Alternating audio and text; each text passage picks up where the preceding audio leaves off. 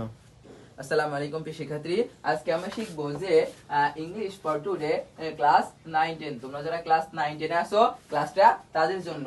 প্রথমে আমরা শিখতেছিলাম যে মেহেরজানের ক্লাস, ঠিক আছে? মেহেরজানের গল্প অনুবাদ করে আমরা ভেঙে ভেঙে অনুবাদ করার চেষ্টা করতেছিলাম, ঠিক আছে? তো টেক্সট বুক ট্রান্সলেশনের ক্লাসের আজকে তৃতীয় নাম্বার ক্লাস। কয় নাম্বার ক্লাস বলো তো? প্রথম দুইটি ক্লাসে আমরা মেহেরজানের গল্প ভেঙে ভেঙে অনুবাদ করার চেষ্টা করেছি। তো আজকে আমাদের লাস্ট অংশটুকু, ঠিক আছে? দেখো লাস্ট অংশটিকে কি আছে যে ইট ইজ এস্টিমেটেড, ঠিক আছে? এটাকে অনুমান করা হয়, ঠিক আছে? দেখো ইট ইজ এস্টিমেটেড এটাকে অনুমান করা হয় দ্যাট, যে এটাকে অনুমান করা হয় দ্যাট মানে কি বলতো? যে ইট ইজ এস্টিমেটেড এটাকে অনুমান করা হয় দ্যাট, যে রিভার ইরোশন নদী ভাঙন, রিভার ইরোশন মানে কি বলতো? নদী ভাঙন makes at least 1 lakh people homeless। নদী ভাঙন কমপক্ষে 1 লক্ষ মানুষকে গৃহহারা করে। কত লক্ষ বলতো?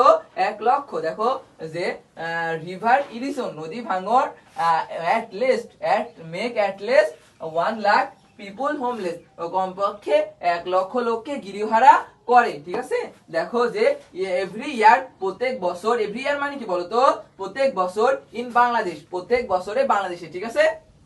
তো আবার দেখো ইট ইজ এস্টিমেটেড এটাকে অনুমান করা হয় দ্যাট, যে রিভার ইরোশন নদী ভাঙন makes at least 1 lakh people homeless কমপক্ষে 1 লক্ষ লোকজনকে গৃহহারা করে এভরি ইয়ার প্রত্যেক বছর ইন বাংলাদেশে, ঠিক আছে?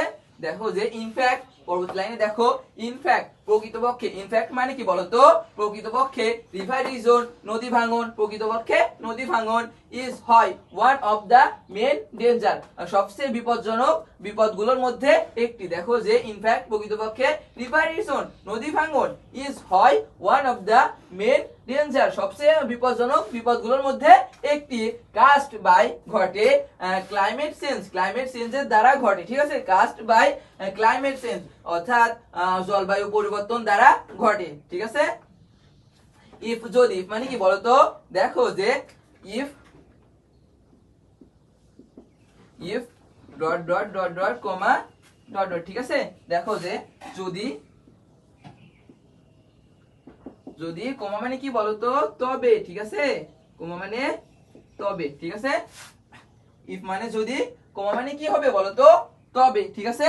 দেখো যে ইফ যদি উই কান্ট টেক যদি আমরা গ্রহণ না করি, ঠিক আছে? দেখো যে ইফ যদি উই কান্ট টেক আমরা গ্রহণ না করি প্রমেপ্ট মানে হচ্ছে দ্রুত, ঠিক আছে? যদি ইফ যদি উই কান্ট টেক আমরা গ্রহণ না করি প্রমেপ্ট অর্থাৎ দ্রুত অ্যাকশন পদক্ষেপ, অ্যাকশন মানে কি বলতো? পদক্ষেপ to adapt two climate, to adapt মানিয়ে চলতে, টু অ্যাডাপ্ট মানে কি বলতো? টু অ্যাডাপ্ট মানিয়ে চলতে, টু ক্লাইমেট চেঞ্জ অর্থাৎ জলবায়ু পরিবর্তনের সাথে মানিয়ে চলতে। তবে কমা মানে কি বলতো? তবে দেয়ার সেখানে, দেয়ার উইল বি সেখানে থাকবে, দেয়ার উইল বি সেখানে থাকবে থাউজেন্ডস হাজার হাজার অফ মোর মানে তারও বেশি, হাজার হাজার তারও বেশি মেহেরজানের মতো হাজার হাজার তাদের বেশি থাকবে, ঠিক আছে? মেহেরজানের মতো হাজার হাজার উদাহরণ থাকবে ইন আওয়ার টাউন আমাদের টাউনে, ঠিক আছে? আমাদের শহরে। টাউন মানে কি বলতো? শহরে। Hour town, in our town আমাদের শহরে, এন্ড এবং ভিলেজেস গ্রামে, আমাদের গ্রাম শহরে এবং গ্রামে এভরি ইয়ার প্রত্যেক বছর, ঠিক আছে? যদি আমরা জলবায়ুর সাথে মানিয়ে চলতে না পারি তবে মেহেরজানের মতো এই যে হাজার হাজার উদাহরণ থাকবে, ঠিক আছে? এভরি ইয়ার প্রত্যেক বছর যে মেহেরজানের যে অবস্থা সেই অবস্থা প্রত্যেক বছর থাকবে যদি আমরা জলবায়ুর সাথে মানিয়ে চলতে না পারি, ঠিক আছে? তো দেখো লাইনটা আবার দেখো যে ইফ যদি উই কান্ট টেক আমরা গ্রহণ না করি প্রমেপ্ট দ্রুত অ্যাকশন পদক্ষেপ টু অ্যাডাপ্ট মানিয়ে চলতে, টু ক্লাইমেট চেঞ্জ জলবায়ুর সাথে মানিয়ে চলতে,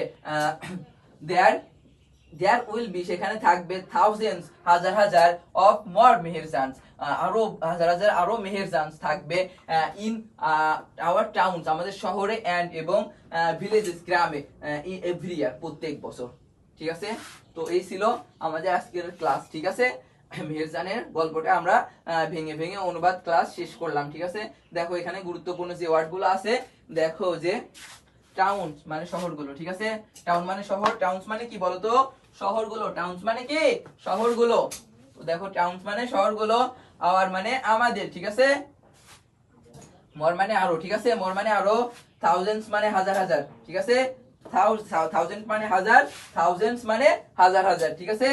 দেখো যে চেঞ্জ মানে পরিবর্তন, চেঞ্জ মানে কি বলো পরিবর্তন।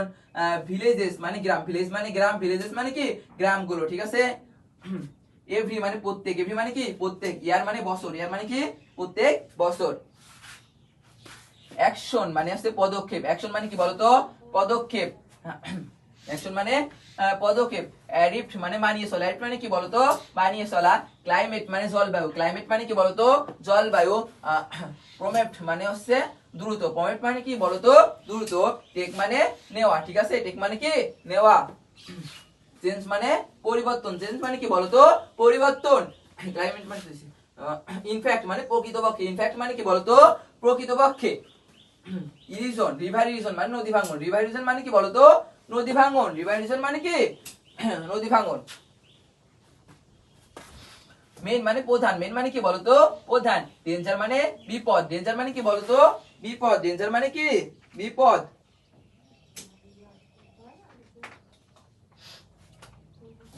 কাস্ট, কজেস মানে ঘটা, কজেস থেকে কাজ আসছে, ঠিক আছে, কজেস থেকে কাজ আসছে, ঠিক আছে। বাই মানে দ্বারা, বাই মানে কি বলতো বাই মানে দ্বারা, বাই মানে কি দ্বারা। অ্যাটলিস্ট মানে কমপক্ষে, অ্যাটলিস্ট মানে কি বলতো কমপক্ষে। মেক মানে কোনো কিছু তৈরি করা বা কোনো কিছু করা, ঠিক আছে। দেখো ইরিজন মানে তো ভাঙন, রিভার ইরিজন মানে নদী ভাঙন, ঠিক আছে। দ্যাট মানে যে, দ্যাট মানে কি বলতো দ্যাট মানে যে। এস্টিমেটেড মানে অনুমান করা হয়, ঠিক আছে। এস্টিমেটেড ইজ এস্টিমেটেড, দেখো এই জায়গায় প্যাসিভ ব্যবহার করা হয়েছে, কি ব্যবহার করা হয়েছে বলো তো কি ব্যবহার করা হয়েছে বলো। যদি বলি ইট ইজ এস্টিমেটেড, এস্টিমেট এটা করে, তখন হচ্ছে এটা করে, এটা অ্যাকটিভ। আর যদি বলা হয় ইট ইজ এস্টিমেটেড, এটাকেই করা হয়, এটাকেই অনুমান করা হয়। এটা কি কোনো কিছু অনুমান করে না, এটাকেই করা হয়, এইজন্য কি এটা প্যাসিভ, ঠিক আছে, এটা কি প্যাসিভ। ওয়ান মানে তো এক। তো দেখো যে তো গুরুত্বপূর্ণ ওয়ার্ড গুলো আমরা জেনে নিলাম, ঠিক আছে।